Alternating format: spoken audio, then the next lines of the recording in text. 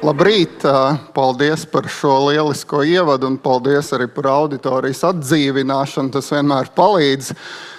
Vispirms arī liels paldies jums, skolotāji, jo viena lieta, kas netika pieminēta tajā brašajā ievadā, es arī 2 nedēļas, gan tiesa tikai gadā, bet joprojām pasniedzu Rīgas ekonomikas augstskolā un taisni 1. kursa studentiem, un es tieši redzu to jūsu sagatavoto produktu, ja tā drīkst teikt. Un man jāsaka visu cieņu, protams, lielākoties mēs redzam no ģimnāzijām, bet arī ir, ja tā drīkst teikt, no parastām vidusskolām ļoti, ļoti spējīgi jaunieši, ar ko mēs augstskolā varam veiksmīgi tālāk strādāt. Tā kā milzīgs paldies jums par to darbu, ko jūs darat.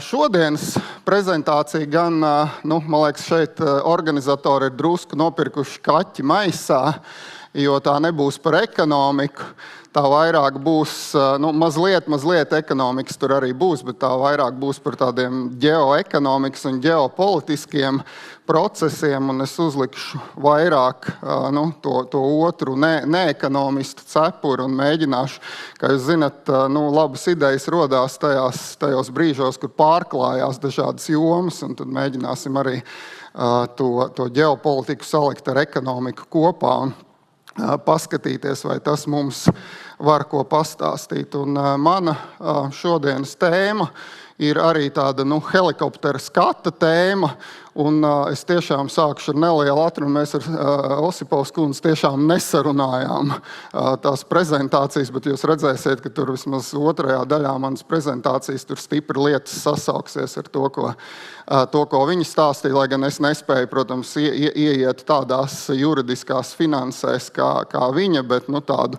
arī helikopteru skatu attiecībā uz vārda brīvību es arī no mazliet citu skatu punktu vēlreiz mēģināšu parādīt. Ko tad, kā pārfrāzējot vienu mūsu bijušo valsts prezidentu, raujam vaļā. Sāksim ar atskatu tā, ja pults mums slēgs slaidus, ko tā šobrīd nedara. Mēģinu vēlreiz. Jā. Atskatu vēsturē 1989. gada 9. novembris, Berlīnas mūra, formālais Berlīnas mūra krišanas datums, lai gan mazliet tas process, protams, bija laikā izstiepts. Es atceros vēl kā pusaudzis arī šo te brīdi, tas bija tāds, eiforijas brīdis, neapšaubām likās, neapšaubām, ka notiek kaut kas liels un kaut kas foršs. Un tajā brīdī, protams, arī, vai neilgi pēc tam, arī sekoja Baltijas valstu neatkarības atgūšana, tad milzīgs arī emocionāls, pozitīvs pārdzīvojums mums visiem. Faktiski divpolārā pasaules kārtība tajā brīdī bija sabrukusi. Viens no poliem, Padomju Savienība, šī ļaunuma impērija bija sabrukusi, un faktiski pasaule bija tāda diezgan unipolāra, ja, ar vienu polu rietumos. Un, paskatoties pasaules ekonomisko karti, ja tā var teikt, tajā brīdī, ko mēs redzējām, kad 6 lielākās pasaules ekonomikas, faktiski arī bija 6 no G7 industriāli attīstītajām valstīm. Krievija tur kaut kur atradās pavisam sarakstā apakšgalā, top 10, ja nemaldos, kā reiz 10. vietā. Un faktiski, jā, viss liecināja, kad notiek lielas pozitīvas pārmaiņas. Savā ziņā viens no poliem, 2 polu cīņā ir uzvarējis. Spilgts piemērs pēc tam arī tam ir 92. gadā izdotā Francis Fukuyamas grāmata, latviskais nosaukums, lai gan būtu Pasaules beigas un pēdējais cilvēks, kur faktiski Francis Fukuyama svinēja liberālās demokrātijas kā galīgās pasaules kārtības uzvaru. Un, ja kaut kur kādos pasaules tālos nostūros gaisma vēl nebija iespīdējis, tad bija skaidrs, ka tās valsts vienkārši vēl tā kā kavējās, bet gan jau arī nonāks pie liberālās demokrātijas šīs te pasaules sabiedrības augstākās attīstības formas, ja nav vēl tur nonākušas, tā tad vēl nav pietiekami attīstītas. Un šī te, jāsaka, laikam uzvaras svinēšana pēc tam turpinājās kādus 11 gadus. Nebija gluži viena paudze, bet gandrīz viena paudze. Un tad 2007. gads ir tāds kilometru stabiņš, ja tā var teikt, kad lietas sāka mainīties, lietas sāka liecināt par pretējo, ka tomēr tā galīgā liberālās demokrātijas kā vienīgās sabiedrības vai pasaules sabiedrības kārtības uzvara nebūtu ne tas, ka nav garantēta, bet arī nav iestājusies un kaut kāda procesa kā reiz notiek tieši otrā virzienā. Un tas pirmais kilometru stabiņš bija Putina runa Minhenes drošības konferencē 2007. gadā, kur viņš pauda atklāt neapmierinātību ar šo te ASV un rietumu dominēto pasaules kārtību. Pēc tam 2008. Gadā no runas pārgāja pie darbiem, sekoja Krievijas-Gruzijas karš, un tad jau, protams, dažādi sīki notikumi sekoja laiku pa laikam, bet tad, protams, 2014. gadā Krīmas aneksija, pēc tam karš Donbasā, pēc tam Krievijas iejaukšanās dažādās norisēs daudz viet, vairākās vietās pasaulē, gan Sīrijas pilsoņu karā, gan arī ASV prezidenta vēlēšanās, kas ir pierādīts fakts, šī Krievijas iejaukšanās 2016. gadā. Ko tajā brīdī darīja rietumi? Sākumā nereaģēja vispār, pēc tam sāka reaģēt tādiem maziem solīšiem. 2014. gadā pēc Krīmas aneksijas Krievija, kas pirms tam bija pieaicināta pie G7 valstu galda kā 8. valsts, tāda nosacīta G7+1 vai G8 formāts, tika no šī formāta izmesta, parādījās kaut kādas pirmās, salīdzinoši ar šodienas sankcijām, nebūtiskās sankcijas pret Krieviju. Un notika tāds interesants process, ko stratēģijā, šeit nav runa par mājturību, runa par stratēģiju, pa augstiem plauktiem, stratēģijā tāds jēdziens kā salamī griešana vai salamī šķēlēšana, kad jūsu oponents neveic kaut kādas radikālas, lielas darbības pret jums, bet veic kaut kādas mazus, nelielus, tādus nepatīkamus soļus, bet vienlaiks tie nav pietiekami lieli, lai izsauktu kaut kādu radikālu arī pretdarbību. Un tā, kā salamī griežot uz tā virtuves kombainiņš, vienu šķēlīti paņem nost, it kā vēl tā desiņa tur ir kaut kā tā, mazāka drusciņa kļūst, vēl vienu šķēlīti, pēc laika vēl vienu šķēlīti, Un vienkārši katrs tas mazais solīts, to mazo šķēlīti griežot, nav pietiekami būtisks šķietam, lai kaut kā tā pamatīgāk reaģētu vai pretdarbotos, bet, ja tā paskatās ilgākā laika periodā, jau uz tās laikās, tur tas salamī sāk tā desiņā sarukt. Un tad var gadīties tā, ka vienā brīdī mēģina to salamī desiņu pavisam paraut jums no rokām ārā. Un tāds brīdis, protams, tagad visiem skaidrs pienāca 2022. gada 24. februārī Krievijas pilna mēroga atklāts iebrukums Ukrainā ar mērķi likvidēt Ukrainu kā suverēnu valsti, ne vairāk, ne mazāk. Kāpēc, rietumi, tā skaitā Eiropa, nereaģēja ātrāk uz šo te salamī griešanu? Viens iemesls droši vien ir, šī te, taktiskā varbūt izveicība, tie mazās salamī šķēlītes, kas laiku pa laikam tika nogrieztas. Otrs, droši vien, otra lieta saistās ar tādu, ar tiem Eiropas cilvēkiem. Jā, es nezinu, vai šeit varētu referēt uz Fukujamas un Nīčes pēdējo cilvēku, bet daži analītiķi saka, jā, ka vēstures beigas nav iestājušās, bet Eiropa bija pilna ar pēdējiem cilvēkiem. Maniem vācu draugiem ir tāds spilgts termins vāciski Putinverstehen. Tie, kas zina vācu valodu, var uzreiz saprast, bet burtiski tas nozīmē Putina sapratējs vai tāds, kurš saprot Putinu. Un, varbūt, ka jūs nojaušat, ka tas nav kaut kāds akadēmisks tituls vai kompliments. Ja? Tas ir tāds diezgan nievājošs apzīmējums Vācijā cilvēkam, kurš ir ilgstoši, teiksim, ja tā var teikt, atteicies saskatīt Krievijas patieso seju.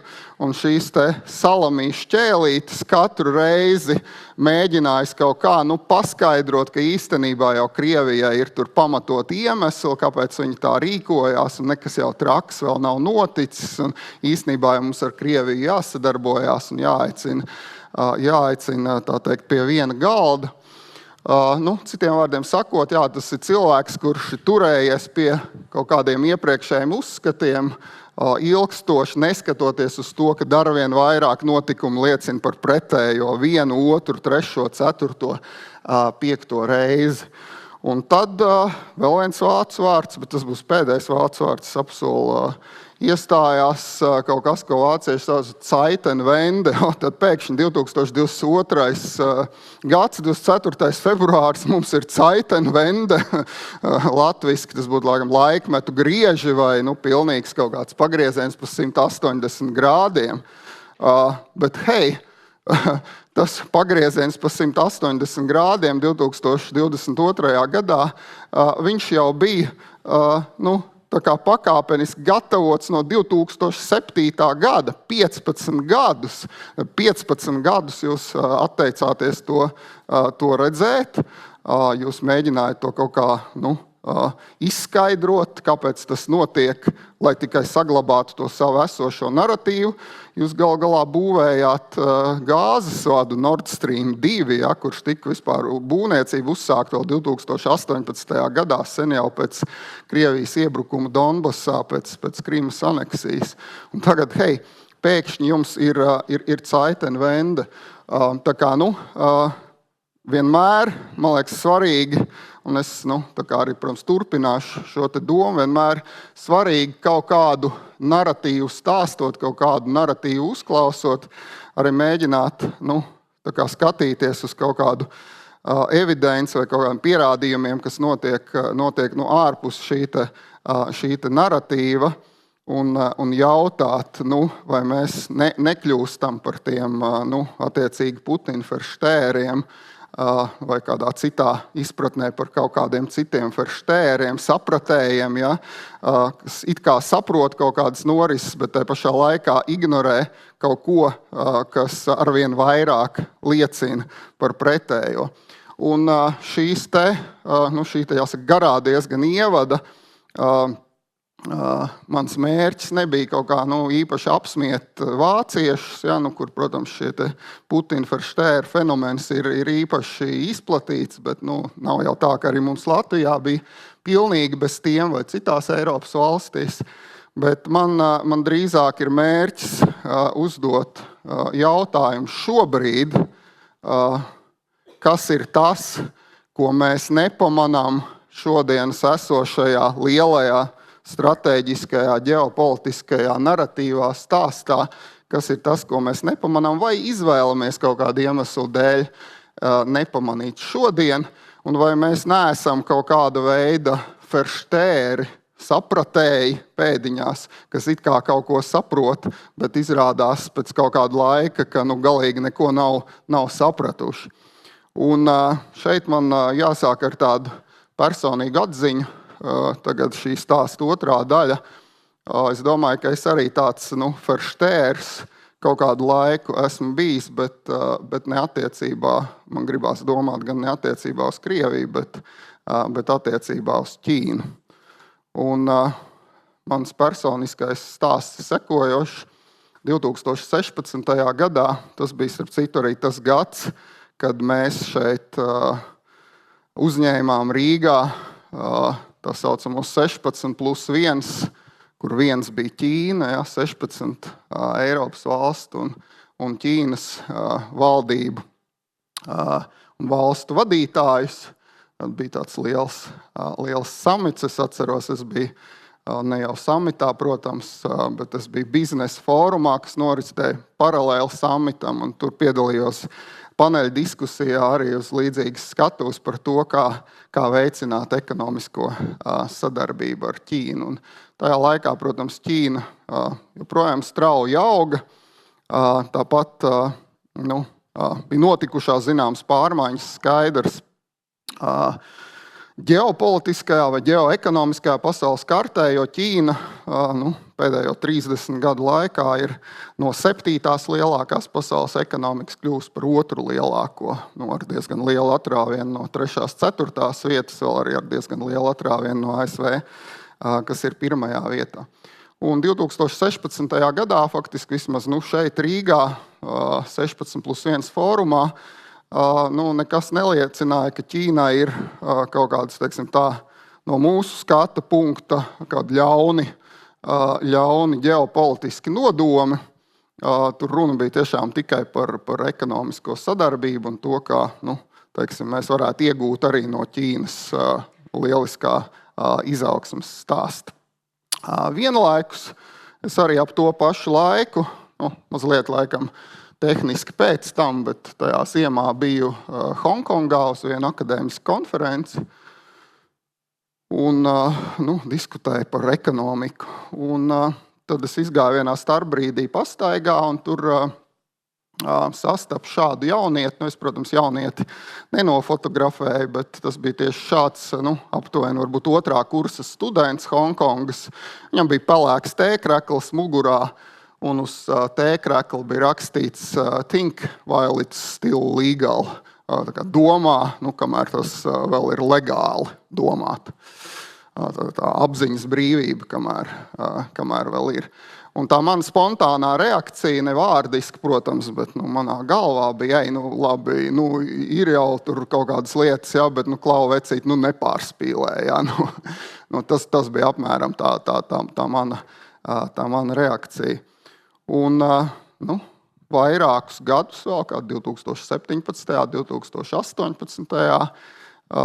Es faktiski dzīvoju tajā Ferštēra, laikam jāsaka, tad šī Ferštēra, Ķīnas līderi, šī sapratēja naratīvā, un tiešām domāju, ka Ķīna ir tāda vairāk liela panda, tāda liela omulīga panda, lai gan skaidrs, ka bija zināms par kaut kādām lietām tieši ekonomikas jomā, ko Ķīna arī darīja jau stipri neviennozīmīgi, pieklājīgi izsakoties, piemēram, aizsargāja savu tirgu, nelaižot tur rietumu uzņēmumus, vienlaikus, izmantoja Pasaules tirdzniecības organizācijas dotās iespējas pārdot savus preces rietumos un tā tālāk. Ķīna, protams, jau spēlēja tādu neviennozīmīgu spēli, bet tā bija ekonomikas frontē.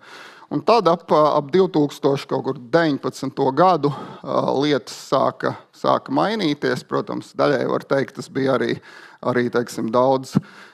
daudz jau nepielaidīgāks ASV politikas dēļ, bet Ķīna kļuva daudz agresīvāka, un ne tikai ekonomiski agresīvāka, bet arī politiski agresīvāka. Un tāds, viens no atkal spilgtiem tādiem kilometru stabiņiem ir Ķīnas līdera uzruna 2022. Gada partijas kongresā, kur viņš diezgan tādā Āzijas pieklājībā, bet vienlaikus diezgan atklāti teica attiecībā uz Taivānu, kad, protams, Ķīna mēģinās ar miermīlīgiem veidiem panākt Taivānas, atgriešanos pie lielās Ķīnas, bet tas nedos augļus, tad Ķīna arī neizslēdz militāru iejaukšanos. Un šobrīd mēs redzam, ka tas kļūst ar vien par nopietnāku tēmu, jo ir pat publiski zināms, ka Ķīnas līderis ir devis uzdevumu savai armijai līdz 2027. gadam nepieciešamības gadījumā būt gataviem militārai operācijai Taivānā. Tas nenozīmē, ka šāda pavēle tiks dota iebrukt Taivānā. To nevajag tā interpretēt, bet vienlaikus tas ir, manuprāt, ļoti, ļoti nopietns signāls. Jautājums ir, ja tas notiks, ja šī Zeitenwende numur 2 attiecībās starp Ķīnu un Taivānu iestāsies, kur būsim mēs tajā brīdī un kāda būs mūsu nostāja. Un vai mēs to uztversim kā milzīgu pārsteigumu, vai tomēr mēs būsim gatavi šādai notikuma attīstībai. Pavisam daudz tuvāk Baltijai, Latvijai, 2023. gada, pagājušā gada 21. aprīlis, Ķīnas vēstnieks Francijā, Lu Shayi, kas ir ļoti augstu, teiksim, tā diplomātiskajā rangā, ja tā var teikt, Beižiņā ar ļoti labiem sakariem Ķīnas galvaspilsētā, es domāju, diezgan tuvu Ķīnas līderim, teiksim tā. Viņš sniedz plašu diezgan par dažādiem jautājumiem plašu interviju Francijas televīzijai, un vienā brīdī viņš saka sekojošo. Es franciski nemēģināšu jums nolasīt, bet viņš saka, ka bijušajām Padomju Savienības valstīm nav skaidra status starptautiskajās tiesībās, jo nav tāda starptautiska līguma bijis, kas noteikti šo valstu suverēno statusu. Tad viņš, faktiski, viņš jau tā īsti tiešā veidā neapšauba, teiksim, Baltijas valstu vai attiecīgi Ukrainas neatkarību, bet viņš arī vienlaikus rāda Ķīnas interpretāciju par lietām, un Ķīnas interpretācija par lietām ir sekojoša, kad nav īsti skaidrs, vai mazās zivis te ir pilnīgi brīvas, jo nav bijis tāda lielo haizivju konferenci, kur lielās haizivis būtu sasēdušās pie viena galda un lēmušas un parakstījušas papīru, ka mazās zivis tiek brīvlaistas. Tāds nekas, protams, nebija 90. gadā lieki teikt. Tāda ir Ķīnas interpretācija par lietām. Vai tas liek kaut ko padomāt? Man noteikti. Cerams, ka jums arī pēc šīs prezentācijas.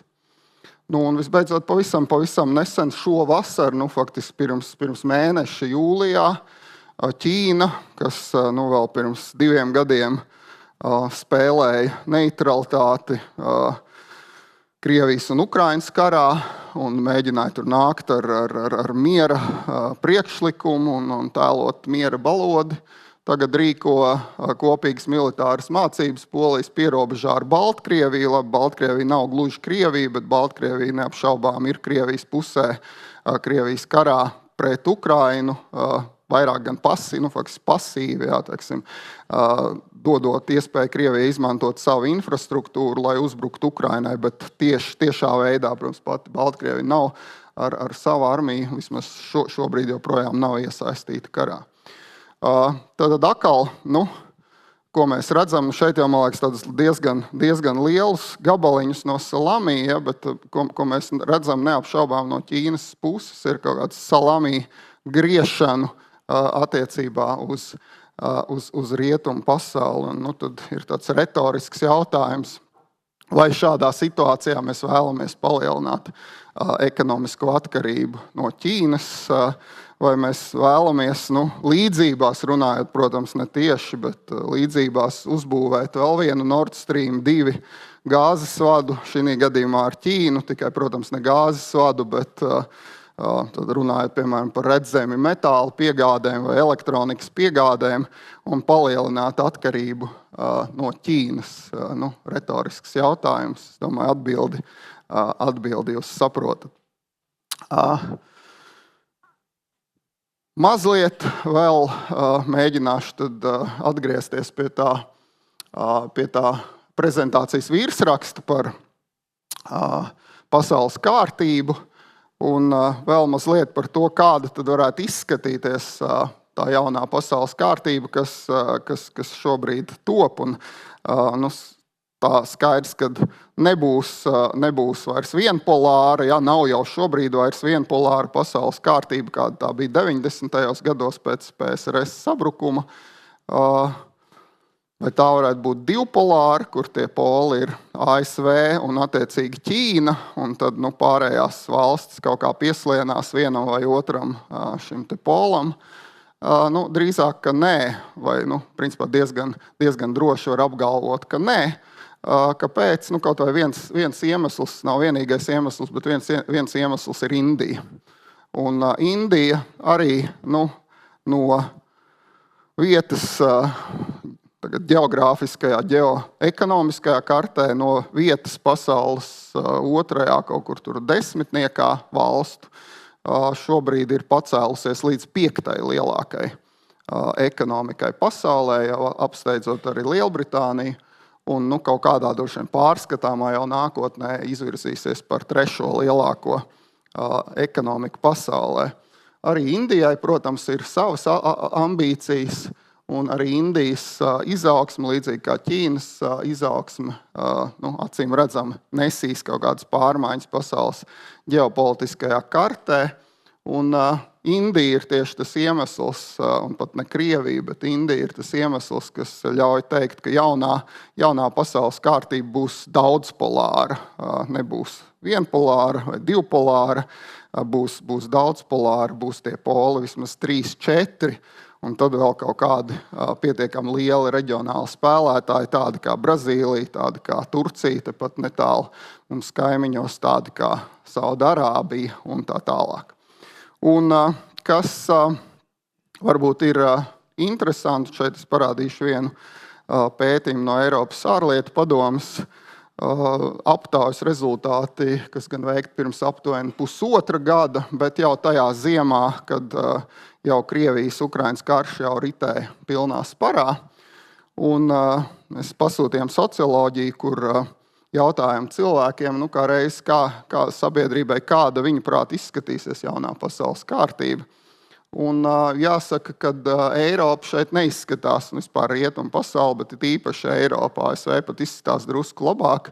Jūs redzat, otrā un trešā aila, Lielbritānija un Eiropas Savienības 9 valstis, kurās notika aptauja. Faktiski var redzēt, cilvēki ir apjukuši. Tas vēl tā labā ziņa. Viņi arī atzīst, kad viņi apjukuši, kad viņi īsti nesaprot, kas notiek, kāda būs tā jaunā pasaules kārtība. Bet varbūt sliktāk ir, kad daļa domā, kad notiks atgriešanās pie tādas divpolāras pasaules kārtības, kāda tā bija augstā kara laikā, kur bija tikai ASV Padomju Savienība, un attiecīgi tad valstis pieslējās vienam vai tika varmācīgi pieslietas vienam vai otram blokam, bet šāda pasaules kārtība vairs īsti nav iespējama, un viens no iemesliem, nevienīgais iemesls, bet viens no iemesliem ir tieši Indija. Savukārt pārējā pasaule, kā reiz Ķīna, Indija, arī Turcija, Krievija, labi atsevišķs stāsts, bet faktiski labāk jāsaka tver drusku šo te jauno pasaules uzbūvi, un vairāk cilvēku, saprot, ka tā jaunā pasaule būs daudzpolāra ar tādu vienmērīgāku šo te ģeopolitisko varas sadalījumu starp dažādiem poliem. Es mazliet skatos, kad laiks iet uz priekšu tomēr, un es mazliet pārlekšu šim pāri, bet es gribu tikai norādīt, kas šajā jaunajā pasaules kārtībā būtu jāņem vērā. Šeit ir tāds diezgan tehnisks un varbūt drusku sarežģīts Starptautiskā valūtas fonda ekspertu redzējums, bet faktiski tā ļoti vienkāršojot, tur ir 3 lietas. Būs noteikti kaut kādi lielie globālie jautājumi, joprojām klimata pārmaiņas, pandēmijas, cerams, ka vairāk nē, bet tomēr, vai pārtikas pieejamība, pārtikas drošība, tādi jautājumi, kas jārisina visām valstīm kopumā, kas grib vai negrib jāsēžās pie viena galda ar saviem konkurentiem, pat ar saviem iespējams ienaidniekiem, lai panāktu kaut kādu visaptverošu risinājumu, teiksim, tiešām tādos jautājumos, kur nav iespējams kaut kā nodalīt lietas. Bet lielākā daļa jautājumu, acīm redzot, būs risināmi kaut kādos reģionālos formātos vai, teiksim, līdzīgi domājošu valstu ar līdzīgām vērtībām starpā, kas spēs operatīvi vienoties par kaut kādiem risinājumiem. Tur, protams, Latvija domājams Eiropas Savienība un NATO, šie divi formāti, protams, pats par sevi ir primāri, bet arī tikpat labi kaut kādi citi formāti, vienalga vai šis trīs jūru valstu formāts vai kādi citi formāti iespējams nav zemē metami un ir tālāk pētām. Un tad, protams, būs lietas, kur savukārt pasaules lielvaras, ASV, Ķīna, Indija, mēģinās rīkoties vienpusēji. Un šajos jautājumos mums īsti, manuprāt, nav citas izvēles, kā vienkārši rietumu pasaulē pieslieties ASV viedoklim, jo mēs visticamāk nevēlamies pieslieties attiecīgi Ķīnas vai pat Indijas, kas ir salīdzinoši neitrālākajā viedoklim. Par Ķīnu es daudz stāstīju, Indiju es nepieminēju, jo manuprāt, tas lielais stāsts ir tieši saistībā ar Ķīnu. Indiju, protams, mēs vēl tikai redzēsim, to naratīvu veidojamies, Indijai kļūstot ar vien spēcīgākai un arī sākot ar vien vairāk savas prasības un vēlmes pasaulē paust. Šeit būtu tagad vieta latviskajam jautājumam, vai viss ir slikti, vai viss ir pa galam. Un, es mēģināju pārfrāzēt to jautājumu, lai tomēr nebūtu tas klasiskais tēmturs, viss ir slikti, un jautājums ir, vai mums ir cerība. Un es gribētu teikt, ka mums ir cerība, un te man prezentācija mazliet sasauksies ar Osipovas kundzi, un tā labā lieta mums joprojām Vinnijs Pūks, un viņa draugs Tīģeris, un vēl visi viņa citi draugi. Un tā lieta ir tāda, ka Ķīnā Vinniju Pūku vairs vismaz šādā izpildījumā nevar redzēt. Vinnijs Pūks Ķīnā tiek cenzēts. Un tas iemesls ir ļoti nopietns. Pirms kādiem jau laikam 10 gadiem, apmēram tāpat drusku ilgāk, vienkārši Ķīnas blogeri sāka saskatīt līdzības starp Vinniju Pūku un Ķīnas prezidentu Xi Jinpingu. Un mums tas liekas, jūs smejaties, es arī to ieraugot, es pasmejos, man liekas, tā ir tāda mīļa pasmiešanās un tāda ironija. Varbūt ne gluži draudzīga, bet tomēr ironija tā nav kaut kāda ļauna apsmiešana. Ja? Bet pat šāda ironija Ķīnā, protams, pret Ķīnas līderi nav pieņemama, jo Ķīnas līderis skaidrs, ka viņš ir vienīgais, kas saka, nekļūdīgais un tā tālāk. Un kāpēc, manuprāt, tas ir slikti Ķīnai un kāpēc tas nāk par labu mums? Tāpēc, kad inovācija literatūrā ir tāds jau sen zināma lieta, kad joki, tas ir, teiksim, joki veicina inovācijas, ja, vai, teiksim, tas process bija tāds zinātnieks Artūrs Kestlers jau pagājušajā gadsimtā, viņš pirms gadiem 60 jau no šī brīža noformulēja domu, kad faktiski tas process, kā veidojās labs joks, kurš izraisa jums to ha-ha-ha, tas ir līdzīgs procesam, kā veidojās inovācijas vai zinātniski izgudrojumi, kur kaut kāds stāsts pārklājās ar kaut kādu negaidītu epizodi un veidojas šis te aha moments, kaut kas tiek jauns izgudrots.